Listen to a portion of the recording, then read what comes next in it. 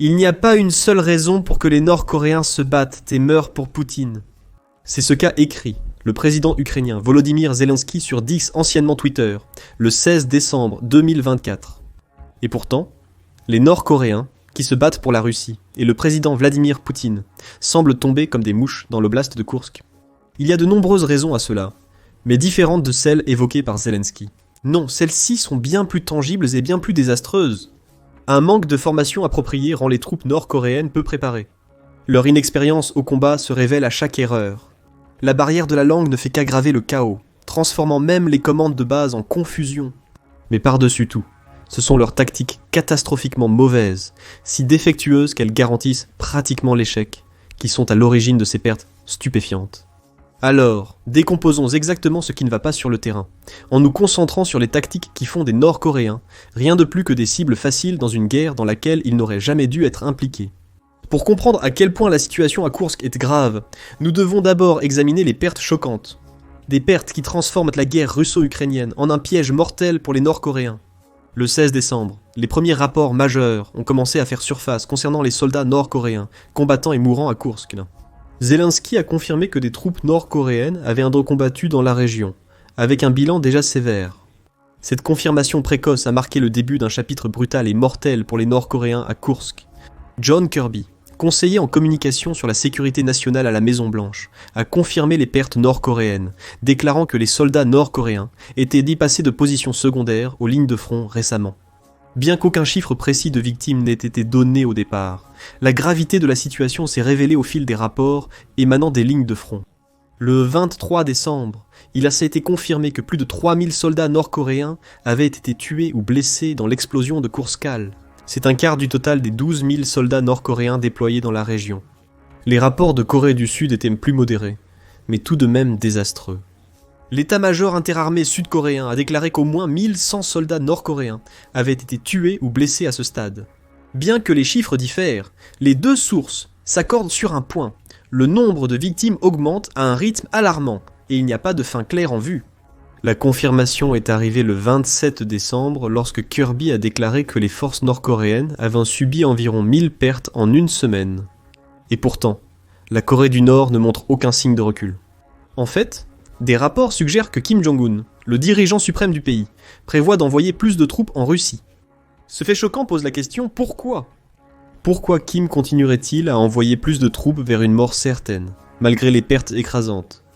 La cupidité, c'était la réponse. Car qui se soucie des vies humaines quand il y a tant à gagner ? Chaque soldat nord-coréen mort est un petit prix à payer pour les récompenses que Kim récolte du président russe Vladimir Poutine. Depuis mars 2024, la Russie a livré à la Corée du Nord plus d'1 million de barils de pétrole dépassant le double de la limite annuelle fixée par les sanctions internationales. Ensuite, il y a la technologie militaire. La Russie est ravie d'offrir des friandises pour faciliter les choses. En échange de troupes et d'armes, la Corée du Nord obtient des systèmes de défense aérienne et l'expertise pour lancer ses satellites espions. De plus, les images satellites montrent que la Corée du Nord élargit ses installations de production de missiles, faisant spécifiquement des avancées sur ses missiles balistiques, KN-23 et KN-24. Mais ça ne s'arrête pas là. La Corée du Nord a également promis des avions de chasse comme les MiG-29 et les Su-27. C'est vrai, la Russie remet des avions avancés qui amélioreront considérablement les capacités aériennes de la Corée du Nord. La Corée du Nord renforce les capacités militaires russes en fournissant un flux constant d'obus d'artillerie et de mortiers. Croyez-le ou non, jusqu'à 60% des munitions de la Russie proviennent actuellement de la Corée du Nord. Encore plus choquant, la Corée du Nord envoie maintenant des armes plus récentes et plus avancées, comme les systèmes de roquettes, à lancement multiple de 240 mm, équipés de systèmes de guidage de pointe. Mais tout cela a un prix. Selon les experts, la Russie pourrait payer jusqu'à 572 millions chaque année, juste pour maintenir les troupes nord-coréennes sur les lignes de front. Les armes auraient pu rapporter à Kim jusqu'à 5,5 milliards de dollars depuis le début de l'invasion. Cette somme est considérable pour tout pays, particulièrement pour un régime en manque de liquidité comme la Corée du Nord. Que se passerait-il si les troupes de Kim étaient massacrées à Koursk ? Il obtient un accord avantageux, lui apportant argent, pétrole et armes, consolidant son régime. Pour lui, c'est le business as usual. Bien sûr, si même une fraction des millions que Kim engrange était dépensée pour former et équiper correctement ses troupes aux réalités de la guerre moderne, leur sort en Russie ne serait pas si désastreux. Avec une préparation adéquate, ils ne seraient pas sacrifiés inutilement, allant vers une mort certaine. Les troupes nord-coréennes en Russie sont exactement cela, et leurs tactiques dépassées sont largement responsables. La tactique qui a coûté le plus cher aux Nord-Coréens et aux Russes est sans aucun doute la tactique dite du hachoir à viande. Cette tactique a mal servi les troupes nord-coréennes pendant la guerre de Corée, et elle leur sert encore plus mal maintenant en Russie. La tactique repose sur le grand nombre d'infanteries avançant par vagues, dans le but de percer les défenses ukrainiennes en les submergeant. Mais la triste réalité de cette stratégie est qu'elle gaspille des vies et n'aboutit guère plus qu'à un carnage. Après tout, cette approche est obsolète face à la guerre moderne. Elle consiste à faire courir les troupes nord-coréennes à travers des champs ouverts en groupes massifs sans blindés. Ces champs ouverts sont parfaits pour les drones et l'artillerie ukrainien. Cette tactique rend les troupes nord-coréennes vulnérables aux frappes de précision, les transformant en cibles faciles. Souvent, ils ne peuvent même pas s'approcher de leur cible, encore moins percer les défenses. Cette tactique absurde a été utilisée par les Nord-Coréens durant leurs attaques de décembre. Mi-décembre, ces troupes ont attaqué près de Kroglenko, un village de l'oblast de Koursk. Cette attaque faisait partie d'une offensive russe conjointe, visant à capturer des positions clés dans la région. Le plan visait à sécuriser les forêts pour permettre des avancées vers Malaya-Loknaya, un village capturé par les Ukrainiens lors de leur incursion à Koursk. Cependant, l'histoire a montré à maintes reprises que la tactique du hachoir à viande a eu des conséquences désastreuses. L'assaut initial des fantassins nord-coréens a échoué, les troupes étant dévastées par les drones et l'artillerie ukrainiens. Malgré l'établissement d'une tête de pont dans la forêt, le bilan a été stupéfiant, remettant en question si l'infime gain territorial justifiait le bain de sang. Après ces lourdes pertes, les commandants russes ont tenté de déplacer le focus de l'assaut, dirigeant les Nord-Coréens vers une autre zone du saillant de Koursk. Cependant, les tactiques inefficaces se sont répétées une fois de plus. Malgré le changement de direction, les forces nord-coréennes ont été déployées dans les mêmes champs ouverts, leur infanterie étant encore une fois détruite par l'artillerie et les drones ukrainiens. Malgré quelques gains territoriaux temporaires, ces assauts se sont soldés par un massacre, les forces nord-coréennes échouant à nouveau à obtenir un succès stratégique durable. Bien sûr, cette approche n'est en aucun cas nouvelle pour les forces russes. Poutine a longtemps compté sur l'envoi de troupes dans des champs ouverts sans soutien, acceptant de lourdes pertes pour obtenir des avantages mineurs et temporaires. Il semble avoir trouvé de nouveaux soldats à sacrifier, les Nord-Coréens. Leur expérience historique des assauts d'infanterie de masse les rend parfaitement adaptés à cette approche horrifique.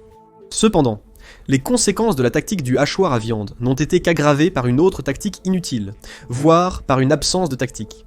Les Nord-Coréens ont échoué à bien se dissimuler lors de leur progression. En renforçant leurs forces dans les zones boisées et en lançant des contre-attaques, ils ont négligé les principes fondamentaux du camouflage et de la dissimulation, bien qu'ils ne soient peut-être pas familiers avec ces principes initialement. Leur formation et expérience de combat sont à ce point médiocres. Les forces ukrainiennes ont déjà constaté à quel point les Nord-Coréens sont mal préparés pour le combat moderne en se basant sur leur réaction aux drones. Contrairement aux soldats russes, expérimentés formés à se figer ou à se mettre à couvert, les soldats nord-coréens paniquent et courent souvent à l'approche d'un drone. Cette réaction les expose à d'autres attaques, en faisant des cibles faciles pour des frappes précises. Leur instinct de fuite face à la présence d'un drone trahit un manque de discipline et de formation adéquate, qui aurait pu leur apprendre la valeur de rester immobile. Sans tactique de dissimulation appropriée, les troupes nord-coréennes ont été laissées exposées à des frappes ukrainiennes dévastatrices, transformant leurs forces massées en cibles faciles. Les Ukrainiens ont utilisé des munitions à sous-munitions High Mobility Artillery Rocket System pour éliminer les Nord-Coréens à leur approche. Le terrain étroit n'a pas vraiment aidé non plus, laissant les troupes nord-coréennes regroupées et impuissantes face à l'assaut. C'est précisément ce que les forces ukrainiennes souhaitaient. Contrairement à leurs adversaires dans le conflit russo-ukrainien, ces forces emploient en réalité des tactiques intelligentes. Dans un cas, les troupes ukrainiennes se sont retirées de leur position forestière, créant un vide rapidement comblé par l'avancée des Nord-Coréens.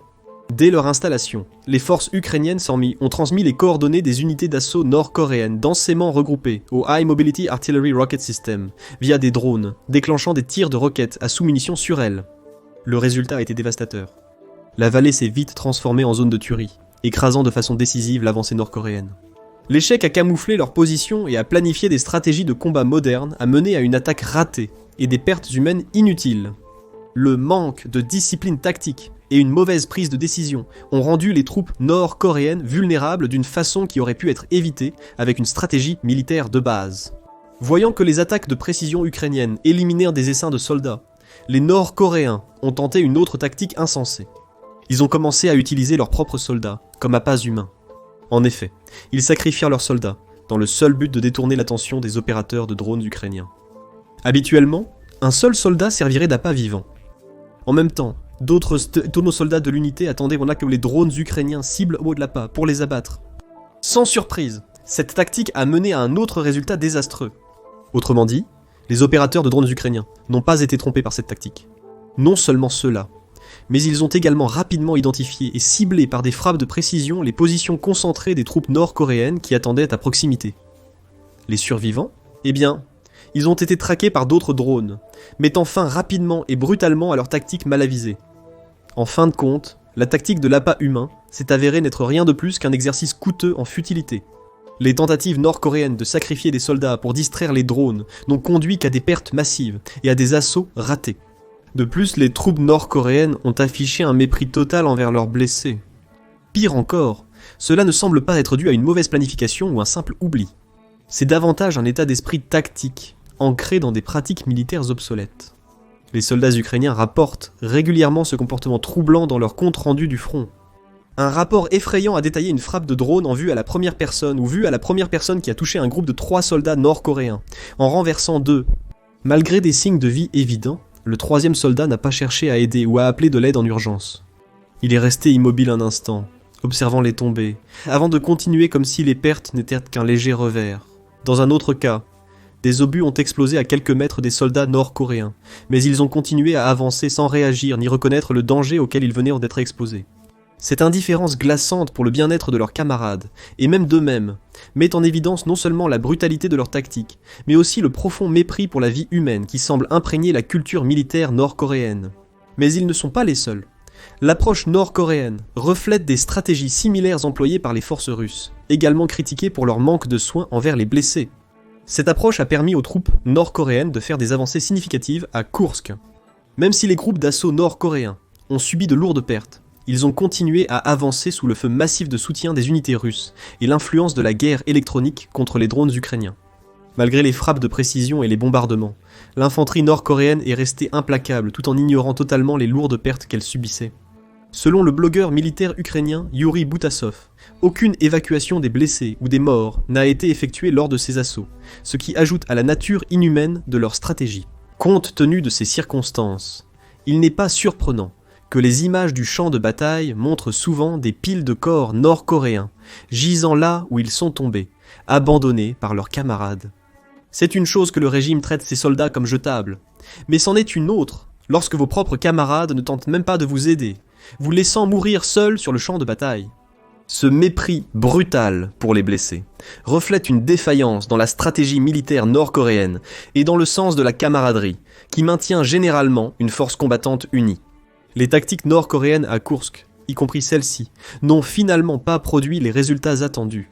La seule chose qu'ils ont réussi à faire a été de laisser un sillage de morts et de souffrances dans leur sillage. Cependant, comme mentionné au début de la vidéo, le nombre élevé de morts ne peut pas être entièrement attribué à de mauvaises tactiques militaires nord-coréennes, pas lorsque pratiquement tout est contre ces troupes en Russie. Le premier problème flagrant est la formation rudimentaire que les soldats nord-coréens ont reçue avant d'être jetés dans la mêlée. Avec le temps et les ressources en pénurie, ces troupes n'ont reçu qu'une compréhension minimale de la guerre moderne. Qui était responsable de la formation de ces personnes ? Les forces molles aéroportées russes et les brigades marines, des unités qui avaient elles-mêmes été épuisées par des mois de lourdes pertes et de nombreuses attaques ratées. Pour aggraver les choses, beaucoup de leurs instructeurs expérimentés étaient soit morts, soit incapables, laissant les Nord-Coréens apprendre sous la direction de troupes qui avaient elles-mêmes déjà vécu l'enfer. Il n'est donc pas étonnant que ces recrues aient été complètement démunies face à la complexité de la guerre moderne. Pour ceux qui sont curieux des détails, la brigade d'infanterie navale 810e aurait participé à la formation des soldats nord-coréens dans l'oblast de Koursk. Cette brigade n'a pas exactement la meilleure réputation, et c'est un euphémisme. En 2023, elle a été impliquée dans un scandale après la révélation que son personnel utilisait volontairement des armes chimiques en Ukraine, violant clairement le droit international. Ils ne sont donc pas les instructeurs idéaux pour former efficacement les soldats qui en ont besoin. Mais ce manque de formation adéquate n'était pas seulement théorique. Nous l'avons vu sur le champ de bataille, quand les soldats nord-coréens, épuisés par la traversée des champs à découvert sous le feu, se sont assis pour se reposer. En effet, Vous avez raison. Dans un champ ouvert, en temps de guerre, ils n'ont rien à craindre. Mais hélas, personne ne les avait préparés à l'attrition féroce qu'ils affronteraient dans un combat moderne. De plus, la barrière linguistique a aggravé le chaos dans la coordination nord-coréenne avec les forces russes. Les rapports des lignes de front suggèrent que la communication était presque inexistante entre les deux groupes. Dans certains cas, des incidents de tir amis se sont même produits, y compris un moment désastreux, où les forces nord-coréennes ont tiré sur des véhicules russes et du bataillon Akhmat, entraînant la mort de 8 soldats tchétchènes. Bien que tragique, cela n'était pas totalement inattendu. En effet, deux forces tentent de collaborer mais ne parviennent pas à se comprendre. C'est un désastre qui ne demande qu'à se produire. Et n'oublions pas les conditions hivernales, qui exacerbent chaque problème. Quand le sol est enneigé et verglacé, se déplacer devient une bataille. Mais le temps n'était pas le seul défi pour les Nord-Coréens. C'était leur manque total d'équipement et de préparation. Ils n'étaient pas prêts pour le froid glacial, et cela rendait leur position encore plus évidente pour les forces ukrainiennes, qui n'avaient aucun mal à les éliminer un par un. En somme, combiner des tactiques médiocres, un entraînement insuffisant, un équipement inadéquat et une coordination désastreuse mène inévitablement à de lourdes pertes humaines. Les Nord-Coréens ont durement appris cette leçon. Une tragédie prévisible, en effet. Mais où sont les Russes dans tout cela ? Que font-ils face à ces désastreuses pertes nord-coréennes ? En posant cette question à Poutine, vous recevriez sûrement une question en guise de réponse. Quel Nord-Coréen ? Oui, les Russes font de grands efforts pour cacher le fait que les forces nord-coréennes sont même en Russie, et ils mettent tout en œuvre pour y parvenir. Zelensky a même révélé que les forces russes brûlaient le visage des soldats nord-coréens, tombés au combat pour dissimuler leur identité. C'est une opération de type cloak and dagger, le poignard étant planté dans le dos des Nord-Coréens. Le Kremlin veille à ce qu'aucun visage nord-coréen ne soit visible lors des entraînements en Russie. Lorsque cela échoue, ils tentent de détruire les vidéos montrant des soldats nord-coréens en action. Si vous ne pouvez pas cacher les troupes, cachez les preuves. De plus, Poutine lui-même semble profondément embarrassé par la situation. Malgré ses relations ouvertes avec la Corée du Nord, le président russe a tenu à ne pas mentionner les troupes nord-coréennes lors de sa conférence de presse annuelle en direct en décembre. Et cette conférence de presse a duré 4h30.